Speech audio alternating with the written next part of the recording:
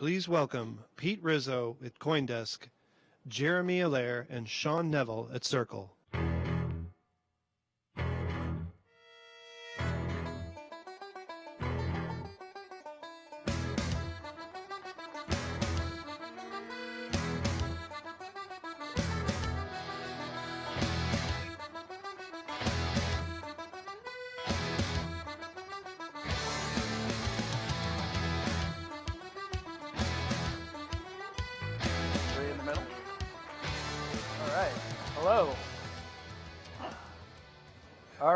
Welcome, everybody.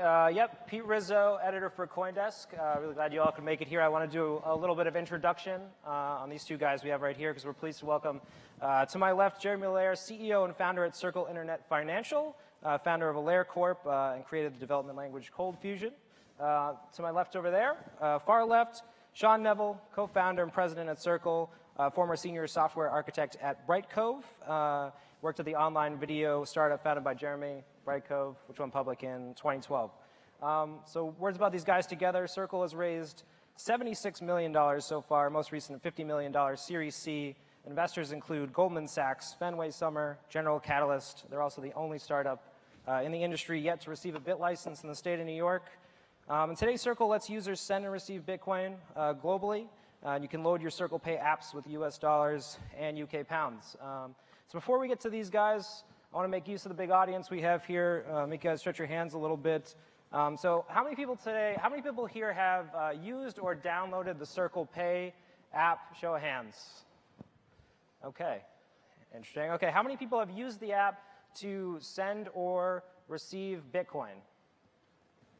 A few hands there. How many people have used the app to send or receive traditional currencies? Today that's US dollars, British pounds.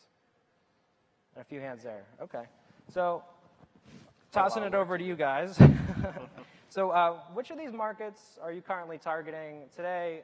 They look about the same. So what feedback does that give you, and what does that say about what you're doing? Yeah, sure. We're focused on just trying to make money work the way that the internet works. We live in a world where we can share content and messages and information globally, instantly, for free, and in generally delightful ways. A lot of good user experiences around how we do all of that, and we just want to have that work for consumers the same with how they store and exchange value and money. So that's really the focus. It's sort of building social payment apps, and I think what's exciting about being able to use something like Bitcoin and the blockchain is there's a way to now do that in an open way. We're not just building something where everyone has to use Circle. We're building something where if there's another financial service, another technology company, another digital wallet, another merchant processor, anyone that supports blockchain protocols, then we can send and receive value with that as well. And so that's a sort of open model, and we think that's what makes the internet really compelling, is that it's an open, global, distributed network, and we want to have money work the same way. So Sean, you agree with that?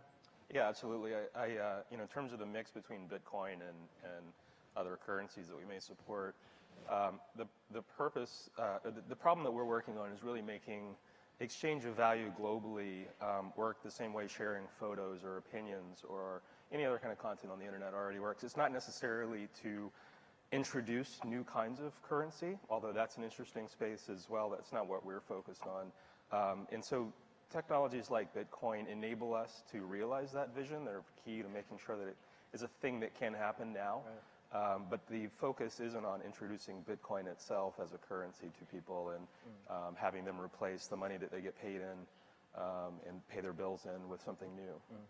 Well, I think people still think of Circle. They think of digital currency.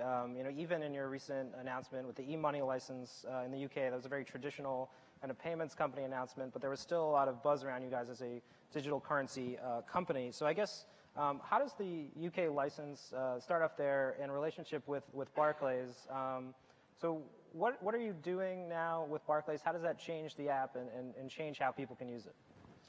Sure, I'll take part of that. So, to use our service, we want to let people hold their local currency, so US dollar if you're here, or pound sterling in the UK, and send and receive value with that currency.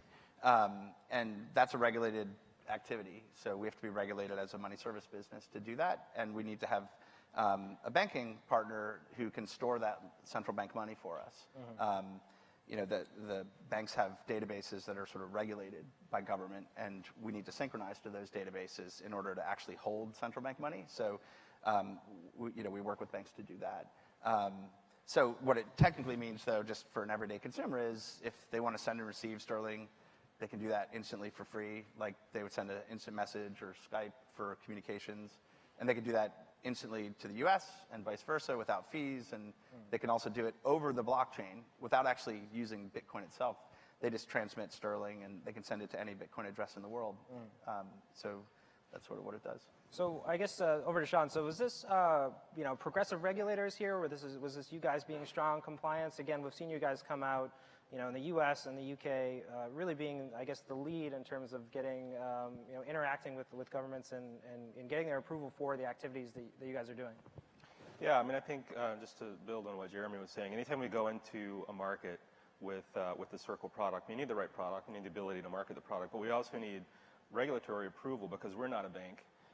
We need the approval of the people who have the authority to connect to the banking system in all those regions in which we want to participate, so long as we want to participate in that banking system. So we need that, and we need it's a mix of regulatory approval and a banking partnership. So we knew from the very beginning that was going to be important for us, and so we invested from day zero in looking into what it meant to educate regulators, knowing that there is opportunity for innovation and regulation as well. What does the investment look like to educate regulators, work with progressive regulatory regimes and progressive banks? And certainly the UK over the last year or so has been very progressive in this particular space, more so than the United States. So I guess, focusing on the Barclays aspect of it, I know there's a lot of people here from traditional financial institutions or businesses. I guess, how does Barclays benefit from this partnership? I mean, some banks, financial institutions, they still consider even companies that are using the blockchain for things like payments to be maybe more of a high risk. How does that, I guess, what would you say the value add that you guys bring to Barclays is? What is that value add as a partner? I think, and this is in some ways similar to the early days of the internet, and people use that analogy over and over again, but I think, when online service companies were coming out, media and communications companies partnered with a lot of those and figured out ways to go to market together. And I think in this fintech space, not just digital currency, but internet finance and fintech more broadly, there are technology-driven companies, software-driven companies that are innovating fast, and where they need underlying services to offer their products. And I think large financial institutions want to work with companies that are inventing the future and partner with that and have the benefit of learning, but also revenue. At the end of the day, these are sales and commercial relationships that can generate a lot of value. I think there are probably a lot of large financial institutions that wish they had become PayPal's bank early on or whatnot. And it's, large global financial institutions have a lot of lines of business. There's wholesale, there's retail, there's investment banking. There's so many different lines of business in banking. It's not like, this narrow kind of view. And so to work on a wholesale basis with other financial institutions around the world is a core part of what large banks do. And we're just another financial institution to work with.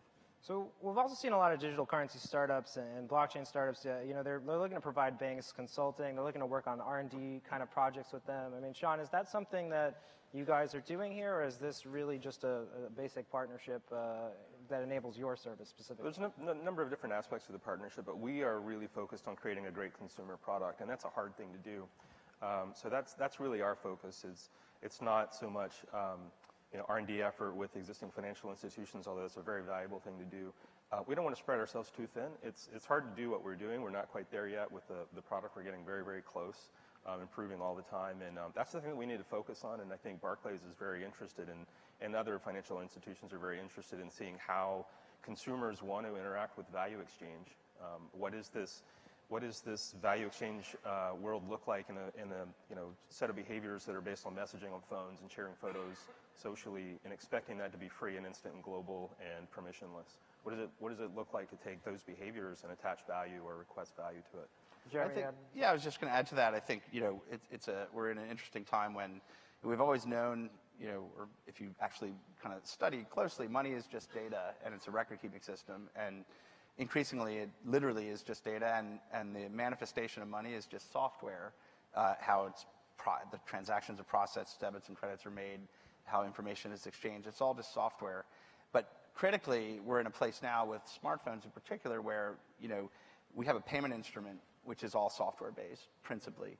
And so what that means, and laddering off of what Sean said, is really for the first time, we can now innovate in the user interface of money in a way that we've never been able to do before. And so I actually don't think any of us know what the user interface of money is going to be in 5 years or 10 years, right? People thought SMS was that was the end of messaging, right? iMessage, okay, we all have SMS, et cetera. But obviously that's not the case, because people want to communicate and share messages in a lot of different ways. And actually it turns out there are ways that billions of people want to use that have nothing to do with that. And I think similarly, now that money is just software, we're in a world where we can really experiment with what the UI of money is. And so that's in part what Sean is alluding to, is our focus is just how do we just iterate constantly on what the UI and user experience for money should be. So I'm curious, I guess, from some of your older users, there's a lot of comments about Circle. Have you guys changed? Have you guys evolved the service? Even kind of when we spoke, you're used to the word database. Money is software now. Maybe 2 years ago, we didn't, talk like that in the industry. It was digital currency. It was global currency. I mean, these were kind of things that were how we explain the technology. So has it changed? Has the language changed? Have you changed? Or has nothing changed? Go for it. Yeah, I think some of the terms, we're all sort of as a community struggling with terms. I mean, now we talk about distributed ledgers instead of blockchain, and the whole blockchain versus Bitcoin. And we have sort of a nomenclature issue that we're all playing with. We haven't changed what we wanted to do at Circle. From the very beginning, we wanted to work on consumer experience with money, not just with Bitcoin or any other digital currency technology. We knew that being able to iterate on the user experience of money was possible now, partly because of Bitcoin, also because of cloud infrastructure and economies of scale, also because of advancements in risk technologies, not just Bitcoin, but Bitcoin was one of the important enabling technologies that made us think that now's the time that we could do that. That was true all the way, at the original inception of the company. But for many reasons, it takes time to build banking partnerships, regulatory approvals to work with the existing banking system. So to oversimplify a little bit, if we were faced with the decision of, let's stay in stealth for 2 years while we acquire all the licenses that we need and ultimately release a product that supports sterling, euros, dollars, and so forth, should we do that? Or can we release what we can release right now, which is the easiest, most convenient way to get Bitcoin? And that's what we did. So I guess I want to turn to your use of the technology. So Circle is a company that's using the Bitcoin blockchain as a way to attack payments. But I think there's a lot of fear from traditional financial institutions, for maybe businesses, for using the protocol in the same way. So I guess how or why is the Bitcoin blockchain still the best choice for a company like Circle? Jeremy? Sure. I mean, we as you're noting, the nomenclature moves around here, but this idea of public blockchains, I think, is a really important one, and it's this idea that there's a open set of protocols that anyone in the world can plug into and use, that is, in this particular case, for settling a transaction in a highly secure, immutable, irreversible manner. That's a really powerful thing. If you have a secure network that you can do that with, and you don't have to trust a third party to settle that transaction, that's extremely powerful. And the more open the network, the broader the network, the more nodes on the network, and the more people that interact with it, the more valuable it is as a network. And right now, the only public blockchain that really has scale, security, and liquidity is the Bitcoin blockchain. There's just nothing else that has the scale today and the level of security today that we can trust it to settle transactions. So it's there, but like we like to say, I think in 5 years or 10 years, it's quite likely that none of us are using Bitcoin. It may be called something else. It might be Ethereum. It might be something that's a hard fork of Bitcoin. But we're not wedded to Bitcoin. This isn't an ideological movement for us. But we are wedded to the idea of open protocols and public blockchains and open networks that can be used as sort of secure trust machines. That makes a ton of sense. That is sort of here. And it may be that Bitcoin is that, or we call it that. It may be that it's something else. we think it's the right technical innovation, and having a global public blockchain makes a great deal of sense. But how many of us use Netscape Navigator? Anyone? Show of hands in the back. Or NCSA Mosaic, or et cetera, or AOL Instant Messenger. These technologies go through a lot of iterations, both public open standards as well as privately executed technologies, and we're still in the early days of this.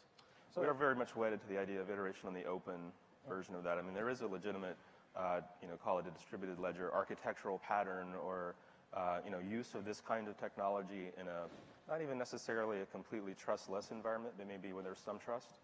For example, some competitors who are operating under the same regulatory requirements, for example. So the equivalent of an intranet, applying the technology to that sort of system, that's interesting, but we're much more interested in the open version of that, the internet. Not that the two are in competition with one another from a practical perspective, but sometimes they are from an intellectual priority perspective.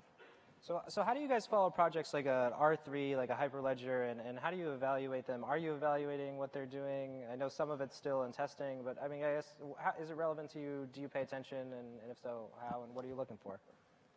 I mean, we read white papers.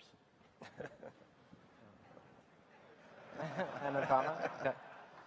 But, there are going to be really interesting consortia projects that are useful for any financial institution, and as those go to production, it'll be interesting to see the practical real-world use cases. We don't settle commercial paper transactions, securities, bonds, that kind of stuff. That's not our core business, so that's not really relevant for us. We're focused on, how do consumers exchange currency value around the planet instantly without fees. So we're very focused on that consumer value exchange problem, as opposed to many of the other financial infrastructure products and issues that large FIs face.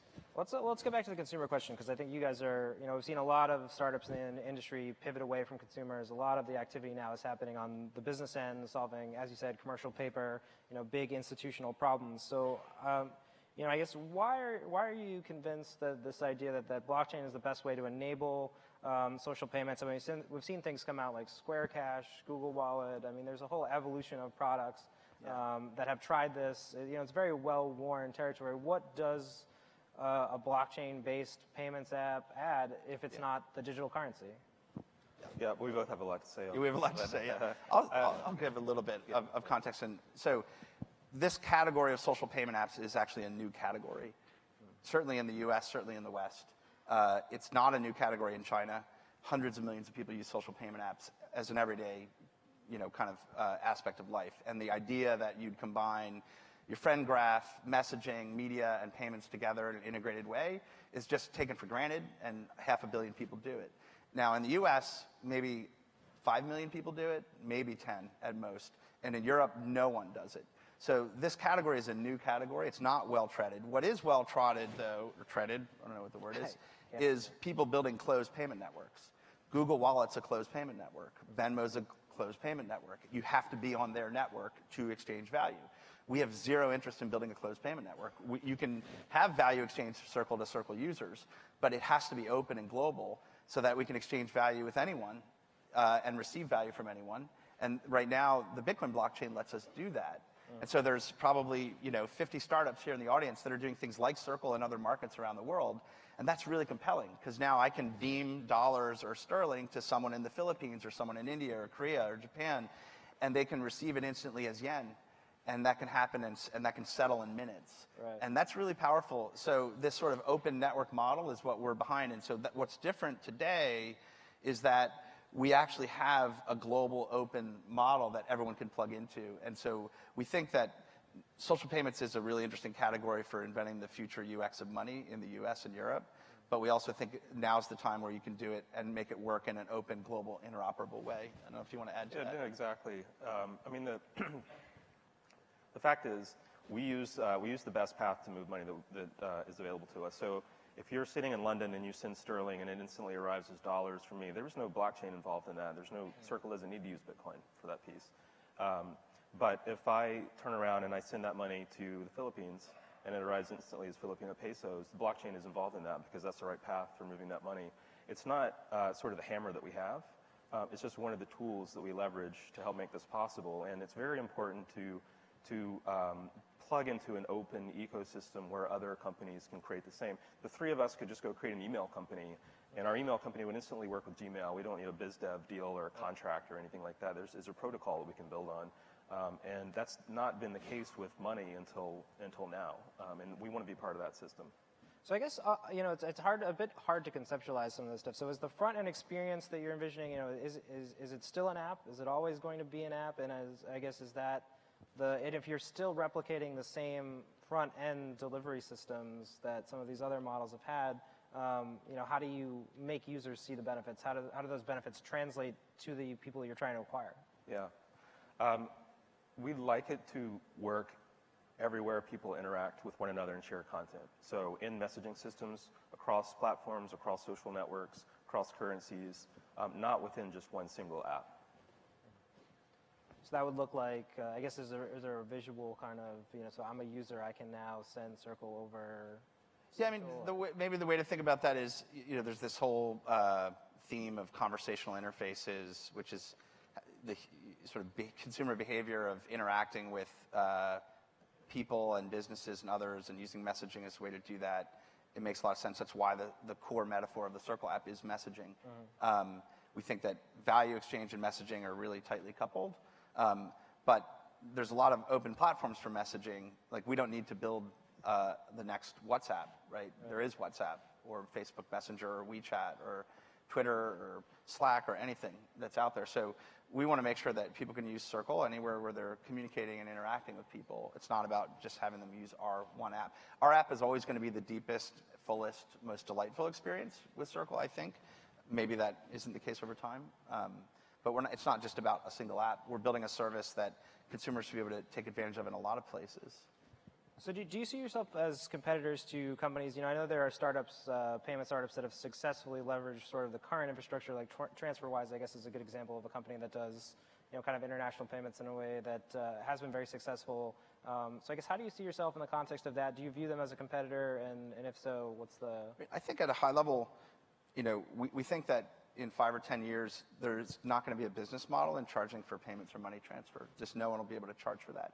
Just like there's no business model for charging for sending an email or a text message or sharing content on the internet, at least for consumers.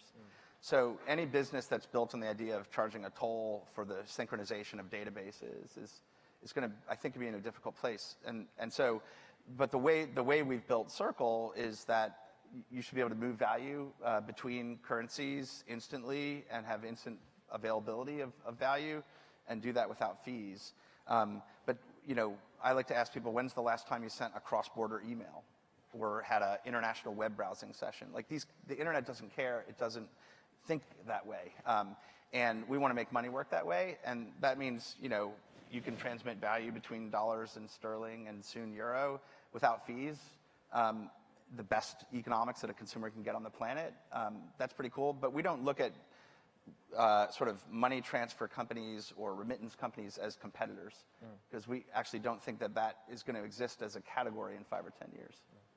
So I guess there's another element to that, is that eventually you guys have to kind of go global, with the platform, and it's been a couple years right now. You guys have regulatory approval in 2 countries. So I guess, do you expect that to accelerate? I know that there's an opportunity now for you guys to look at Europe, but 2 years, a couple places, that's there could be people who look at that as slow growth. So I guess, how do you battle that? Is there a way forward? Does this accelerate?